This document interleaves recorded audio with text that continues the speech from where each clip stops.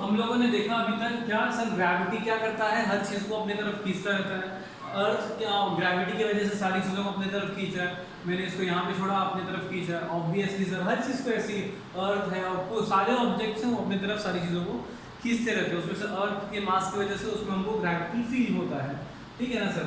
अब हम लोग आज क्या सीखने वाले हैं, सबसे इंपॉर्टेंट ना, सबसे एग्जाम के पर्सपेक्टिव से भी सबसे इंपॉर्टेंट है और एक जीके नॉलेज के लिए भी सबसे इंपॉर्टेंट है। और कुछ चीजें यहाँ पे बताऊंगा जो बहुत इंपॉर्टेंट है, वो ध्यान देना, क्योंकि वो चीजें इजीली पढ़ के भी समझ में आएंगी नहीं, कुछ कंफ्यूजन क्रिएट हुई। फ्री फॉल, फ्री फॉल क्या होता है सर, कोई भी चीज को आप रख दो, इस चीज को मैंने रख दिया यहाँ पे, ग्रेविटी से अर्थ खींच रहा है, लेकिन मैंने एक अपोज करके ग्रेविटी के अपोजिट एक एनर्जी लगाया है जिसकी वजह से ये रुका हुआ है। और जब तक मैं ये हाथ से उसको पकड़ा रहूंगा तब तक एक एनर्जी लगा हुआ रहेगा अर्थ की ग्रेविटी के अपोजिट। अर्थ खींच रहा है लेकिन उसकी ग्रेविटी के अपोजिट में बीच में हाथ लगा के रखा, जिसकी वजह से ये चीज़ यहाँ पे रुका हुआ है। और जैसे ही मैंने हाथ हटा दिया ये चीज़ नीचे गिर गया। एग्जैक्टली अर्थ ने उसको अपनी तरफ खींच लिया है। तो exactly that I want to say कि कोई भी चीज अर्थ जब अपनी ग्रेविटी, सिर्फ ग्रेविटी, ग्रेविटी अलोन में इधर वर्ड यूज करूंगा, अलोन ग्रेविटी, सिर्फ ग्रेविटी की वजह से कोई भी चीज अपने तरफ खींचेगा जब अर्थ, तब मैं बोलूंगा कि वहां पे फ्री फॉल हुआ है। तो अलोन ग्रेविटेशनल एनर्जी लगेगा तो मैं बोलूंगा कि वहां पे फ्री फॉल हुआ है। तो मेरी फर्स्ट थिंग मुझे ये याद रहना चाहिए कि ग्रेविटी ही सिर्फ यहाँ पे काम करना चाहिए और कोई चीज काम करना नहीं चाहिए। दूसरा चीज क्या होता है सर, दूसरा इंपॉर्टेंट चीज, जब तुम नोट्स लिखोगे इस फ्री फॉल के बारे में, एक चीज तो हमको पता चल गया, और क्या नोट्स लिखने के साथ हमको समझना भी है। तो पहले नोट्स के बारे में भी समझ जाएंगे तो इजी हम लिखना सब समझ जाएंगे, तो फिर अगर समझ जाएंगे अच्छे से तो लिखना भी समझ जाएंगे। तो सर हमको एक चीज तो समझ में आया, ये चीज कहाँ था सर, इसका वेलोसिटी क्या था, वेलोसिटी मतलब स्पीड क्या है सर, रखा हुआ है सर स्पीड 0 है और हटा के तो स्पीड इसकी बढ़ के नीचे की तरफ चली गई, बढ़ गई है। What I mean to say कि हमेशा कोई भी चीज, अगर कोई भी चीज के ऊपर अगर फ्री फॉल हम तब कहेंगे जब कोई भी चीज का वेलोसिटी पहले से 0 था और हमने क्या किया, अपोज जो था ग्रेविटी के अपोज जो एनर्जी लग रहा था उसको हटाया तो उसका वेलोसिटी बढ़ गया। तो इनिशियल वेलोसिटी हमेशा, velocity always be 0। Free fall की ये कुछ ऑब्जेक्टिव टाइप क्वेश्चंस में भी बैठी गई है और एक स्टैंडर्ड तुम लोग नोट्स बनाओगे, शॉर्ट नोट डालोगे तो वो तो रहेगा ही। उसके बाद थर्ड क्या है, थर्ड सर अर्थ है। अर्थ अगर अपने तरफ कोई भी चीज खींचेगा तो ऊपर की तरफ से खींच रहा है अगर, तो बीच में अलग अलग केमिकल्स है सर, अलग अलग टाइप के गैसेस हैं, वो सारे क्या करेंगे, उसको रोकेंगे। जैसे मैं पानी में कोई चीज गिराता हूँ तो पानी में तुरंत नहीं डूब जाता है, उसको पानी रोकता है। वैसे ही अलग अलग गैसेस हैं हमारे पास, हम हमारे अर्थ पे एटमॉस्फेयर में, वो एटमॉस्फेयर में जो गैसेस हैं वो रोकते हैं चीज़ों को, जो अर्थ पे गिरता है एक लेवल तक रोकते हैं। ऑब्वियसली सर हम लोग ने देखा है फेदर को, अगर एक फेदर को हम लोग ऊपर से छोड़ दें तो वो लहराते हुए आएगा, क्योंकि उसका जितना वो फैला हुआ है दूर तक, उसके हिसाब से सर वो जितना फैला हुआ है उसके हिसाब से उसको आसपास के एयर्स रोक रहे हैं। उसी जगह मैं एक नेल को, खिले को छोड़ूं तो फटाक से गिर जाता है, क्योंकि सर वो फैला हुआ नहीं है। तो बिकॉज ऑफ ये फैला हुआ नहीं है उसको आसपास के जो एटमॉस्फेरिक गैसेस हैं वो रोकते नहीं है, और ये फैला हुआ है तो आसपास के एटमॉस्फेरिक गैसेस रोकते हैं।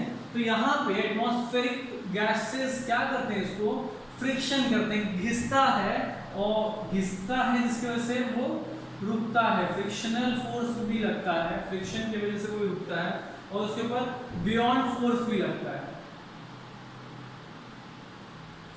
बियॉन्ड फोर्स क्या होता है, बियॉन्ड फोर्स क्या होता है सर, कोई भी चीज को हम अगर रोकते हैं तो, या फिर कोई भी चीज को किसी और कोई और चीज रोक रहा है एक पर्टिकुलर लेवल तक, उसके एनर्जी तक, उसके अंदर जितना ताकत है वहां तक, तो उसको हम लोग बियॉन्ड फोर्स बोलते हैं। जैसे पानी में भी अगर हम कुछ फेंकें तो अगर नॉर्मली ऐसे हवा में ये चीज़ गिरा दी है तो स्पीड में गिरेगा, पानी में थोड़ा कम गिरेगा। तो बियॉन्ड फोर्स पानी में ज़्यादा होता है, जितना डेंस चीज़ रहेगा उसमें बियॉन्ड फोर्स उतना ज़्यादा होगा, जितना रेयर चीज़ होगा उसमें बियॉन्ड फोर्स उतना कम होता है। तो फ्रिक्शनल और बियॉन्ड फोर्स की वजह से वो रुक के जाता है, थोड़ा स्लो जाता है। इसके अलावा मैं आप लोगों को बताऊंगा कि फोर्थ पॉइंट सबसे इम्पोर्टेंट है कि सर अलोन ग्रेविटी के सिर्फ ग्रेविटी में ही फ्री फॉल होगा, ये तो हमको समझना है sir. Initial velocity free fall का 0 होना चाहिए, उसके अलावा फ्रिक्शन और बियॉन्ड फोर्स लगता है उसके ऊपर। और सबसे इम्पोर्टेंट तो सर एक्चुअल में फ्री फॉल ये नहीं हुआ। अगर किसी भी चीज के ऊपर बियॉन्ड फोर्स लग रहा है तो मतलब असल में वो तो फ्री फॉल हुआ नहीं, क्योंकि सिर्फ और सिर्फ अलोन ग्रेविटी तो नहीं लगा सर, उसके ऊपर बियॉन्ड फोर्स भी लगा ना, फ्रिक्शनल फोर्स भी लगा। सिर्फ ग्रेविटी होता तो फ्री फॉल होता। तो असली फ्री फॉल, जो एक्चुअल फ्री फॉल होता है वो कहां होता है? वैक्यूम में होता है। वैक्यूम में ट्रू फ्री फॉल होता है। True free fall occurs only in vacuum. सबसे इंपॉर्टेंट चीज ये जो नॉर्मल ये हम लोग बोलते हैं कि कोई भी चीज हम लोग ने ऐसा ऊपर लिया और छोड़ दिया तो वो फ्री फॉल हो गया, उसे ग्रेविटी की वजह से नीचे खींच लिया गया। लेकिन कहीं ना कहीं एक लेवल का सर उसको उसमें बियॉन्ड फोर्स और फ्रिक्शनल फोर्स लगता है, बिकॉज ऑफ दैट वो सेम स्पीड से नीचे नहीं गिरता है। नहीं तो फेदर और ये जो नेल है वो सेम स्पीड से नीचे गिरता है, लेकिन ये बहुत लेट गिरता है और ये नेल बहुत स्पीड में गिर जाता है। तो फ्री फॉल के बारे में हम लोगों ने 4 पॉइंट पढ़ा सर। अलोन सिर्फ ग्रेविटी उसके ऊपर काम करता है, इनिशियल वेलोसिटी उससे कितना रहना चाहिए? 0 होना चाहिए। उसके अलावा sir frictional and beyond force उसके ऊपर एक्ट करता है, बिकॉज अर्थ जो हमारा है उसके ऊपर ग्रेविटी जब असर करता है तो फ्रिक्शनल और बियॉन्ड फोर्स भी एक्ट करते हैं, बिकॉज ऑफ दैट वो ट्रू फ्री फॉल नहीं होता है। ट्रू फ्री फॉल कहाँ होता है सर? वैक्यूम में ट्रू फ्री फॉल होता है। ये चीज हमारा क्लियर हो गया। अब इसके साथ हम लोग देखेंगे न्यूटन का कुछ लॉ है हमारा, न्यूटन के लॉ के साथ हम लोग उस फ्री फॉल को कंपेयर करेंगे। न्यूटन ने हमको एक फॉर्मूला दिया था, न्यूटन के जो 3 लॉज थे हम लोगों ने देखा था 9th स्टैंडर्ड में, उस लॉ के बारे में हम पढ़ेंगे। न्यूटन का लॉ था हमारा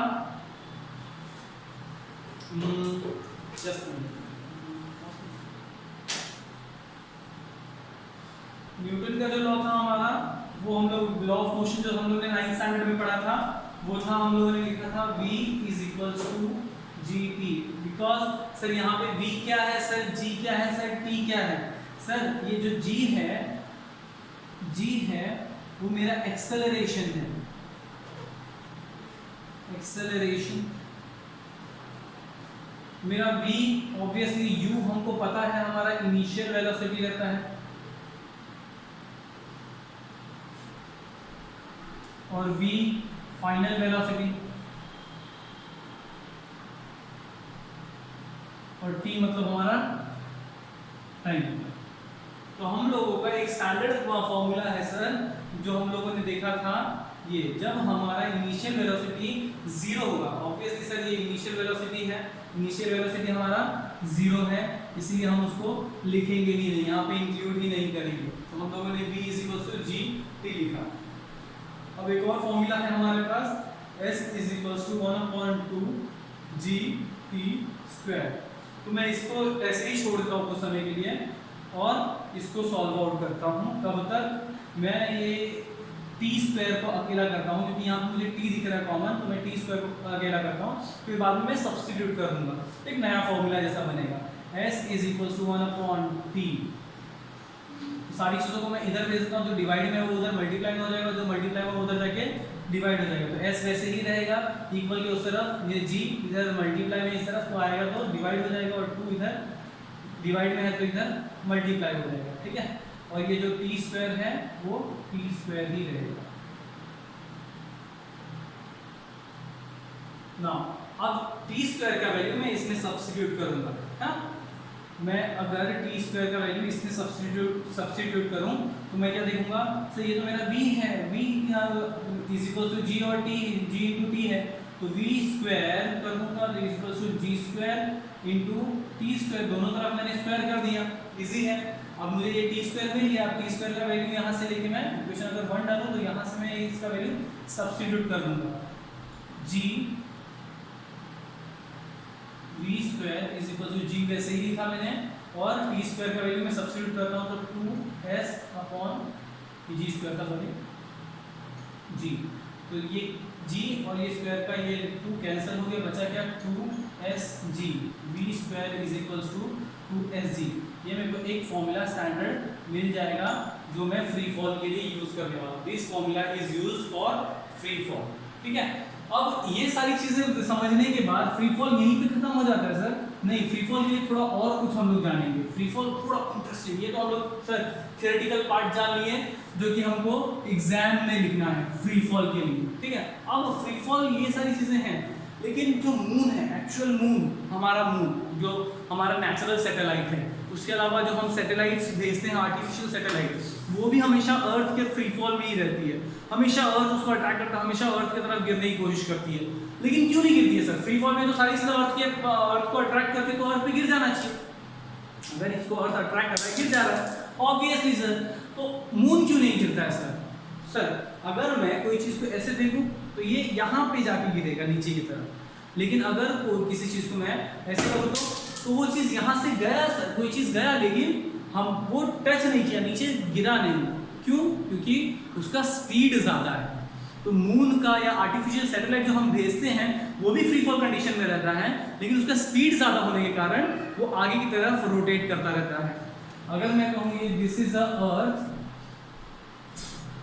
ये मून है, ये मून है, ये फ्री फॉल कंडीशन में है, तो ये हमेशा नीचे गिरने की कोशिश करेगा, लेकिन स्पीड होने के कारण ये आगे की तरफ मूव कर जाता है। इसी जितने भी आर्टिफिशियल सैटेलाइट्स हैं और जो नेचुरल सैटेलाइट्स हैं वो स्पीड के कारण ही ये आगे की तरफ मूव करते हैं। ये और अगर मैं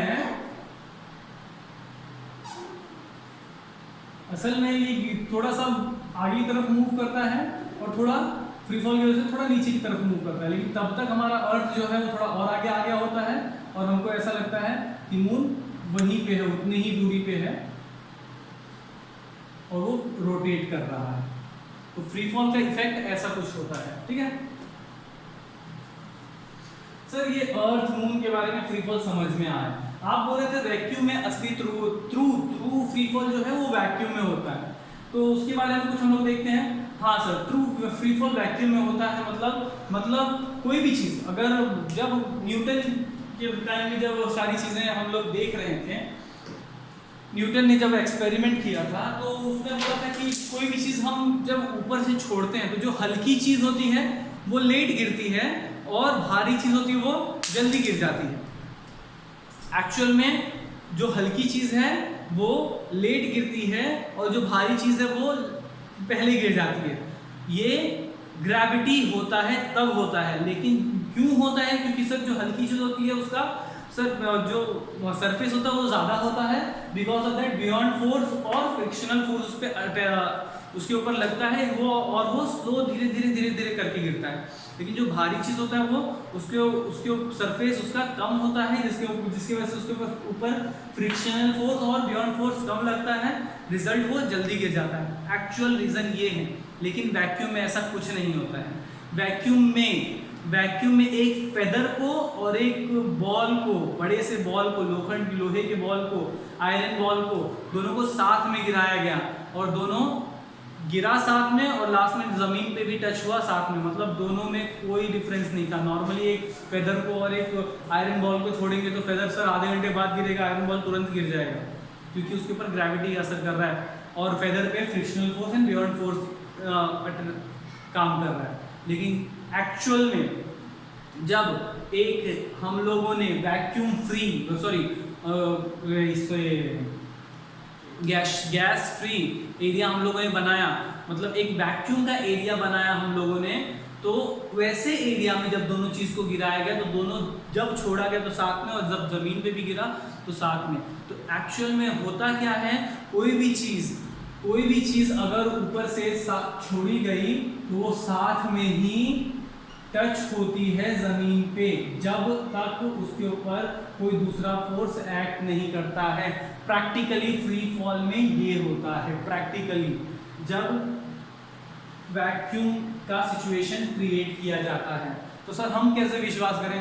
मैं आप लोग को एक लिंक डिस्क्रिप्शन में देने वाला हूं, वो लिंक आप जाके ये सारा वीडियो देखने के बाद, समझने के बाद वो लिंक डिस्क्रिप्शन में जाके टाइप करना। आपको वो वाला जो वैक्यूम वाला एरिया क्रिएट करके ये एक्सपेरिमेंट किया गया है, 3 मिनट का वीडियो है, वो आप देख लेना, आपको पता चल जाएगा। अंडरस्टूड। फ्री फॉल के बारे में मैंने सारी चीज़ें कवर किया। फ्री फॉल के फीचर्स क्या हैं एक्चुअल में, उसका फॉर्मूला हम लोग क्या यूज़ करते हैं, उसके अलावा सर फ्री फॉल मून और जो हमारा आर्टिफिशियल सैटेलाइट है, नेचुरल सैटेलाइट है, ये दोनों के ऊपर क्या इफेक्ट है फ्री फॉल का, ये चेकआउट किया हम लोगों ने। सर जो कम वजन का चीज़ है वो लेट ज़मीन को टच करता है साथ में गिराने के साथ, और जो ज़्यादा वजन का है वो पहले हो जाता है, गिर जाता है ज़मीन पे। ये फ्री फॉल का एक स्टैंडर्ड पार्ट नहीं है सर, उसमें सर अब वो ग्रेविटी इफेक्ट करता है। अगर वो एक्चुअल फ्री फॉल है, ट्रू फ्री फॉल है, तो सर हम लोग वैक्यूम में उसको चेकआउट करते हैं, और वैक्यूम में चेकआउट करते हैं तो दोनों साथ में गिरता है। मैंने लिंक डिस्क्रिप्शन में दिया है, वो चेकआउट करेंगे तो हमको पता चल जाएगा, और तुम लोगों को बाकी लोगों को मैंने वीडियो दिखा रहा है। चलो, थैंक यू।